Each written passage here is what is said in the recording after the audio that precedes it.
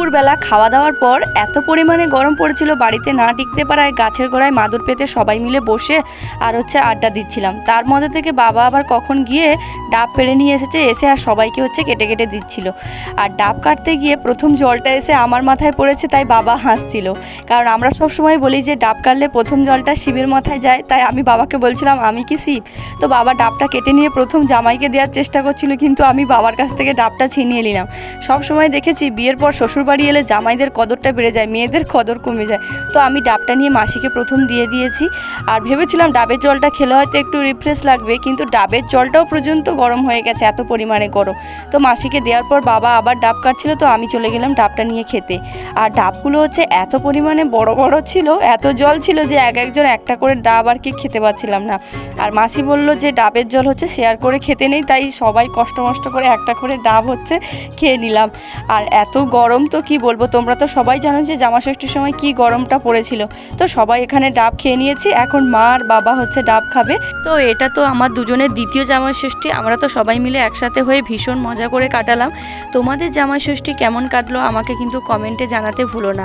তো ডাব টাব খেয়ে নেওয়ার পরে বাবা গাছে উঠে গিয়েছে। আমাদের বাড়িতে না একটা বিরাট জাম গাছ আছে, আর খুব বড় বড় মিষ্টি জাম হয়। আর কাল আমরা বাড়ি চলে যাব, তাই বাবা গাছে উঠে পড়েছে বেশি করে জাম পেড়ে দেবে বলে।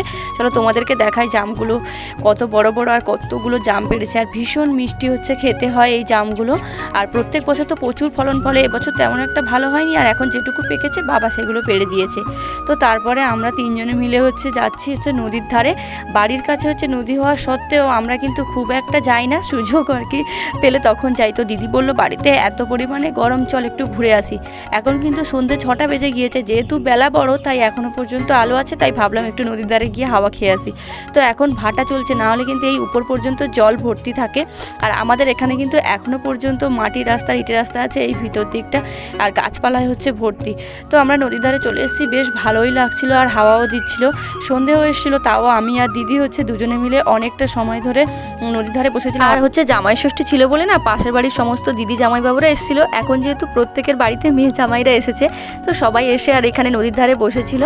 আর তার মধ্যে থেকে আমার ভাগনা আবার বায়না করলো ওই নৌকাটায় উঠবে, তাই ওকে নৌকাটায় তুলে দিয়ে আমরা বসে বসে সবাই মিলে একটু গল্প করছিলাম। তো একটু হাওয়া টাওয়া খেয়ে নেওয়ার পর তোমাদের সাথে একটু নদীটা শেয়ার করলাম। আগে এই ঘাট থেকে নৌকায় করে আমি কলেজে আবার যেতাম। তো তারপরে বাড়ি ফিরে এসেছিলাম সন্ধে হয়ে যেতে। তো রাত্রে এত পরিমাণে গরম ছিল, তাই আর কিচ্ছু খাইনি। দিদা গাছের পাকা পাকা মিষ্টি আম কেটে দিয়েছিল, সেটাকে আজকে দিনটা শেষ করলাম। দেখা হচ্ছে নেক্সট ভিডিওতে। Thanks for watching.